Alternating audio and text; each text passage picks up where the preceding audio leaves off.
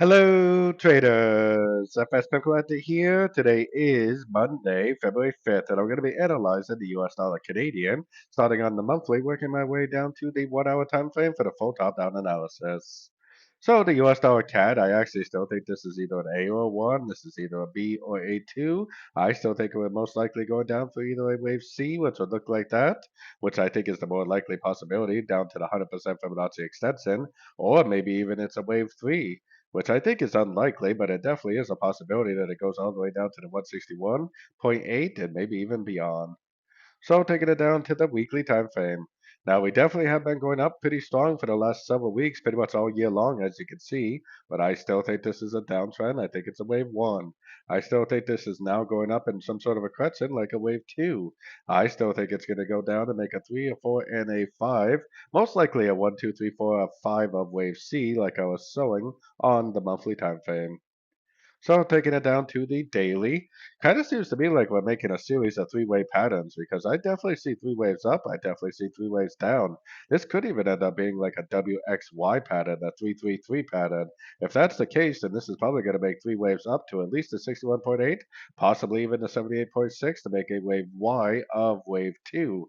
I think this move down is a 1, 2, 3, 4, 5 of 1. I think this is like a WXY of 2. And once that's complete, I think it will go down and make a big wave 3, probably a 1, 2, 3 of wave C based on the weekly and monthly time frames. So taking it down to the 4 hour time frame. Like I said, definitely seems to be a series of three-way patterns. You can even make out the subdivisions of the A, B, C, of B, the subdivisions of the wave C, the subdivisions of this wave A, the 1, 2, 3 of B, the subdivisions of this wave C. Nice impulsive engulfing move to the upside. I think now we are going up for probably an A, B, C of wave Y, like what I was showing on the daily time frame. So I definitely am looking for longs in an uptrend, especially on shorter time frames. Going down to the 1 hour time frame, we actually did have a pretty nice little long this morning. We had one, two, three waves down. We had a higher low, impulsive engulfing to the upside. Perfect little entry right there. That's exactly the type of thing we are looking for. And I am definitely going to continue to look for longs. I definitely wouldn't go long now. I would have to see a decent pullback.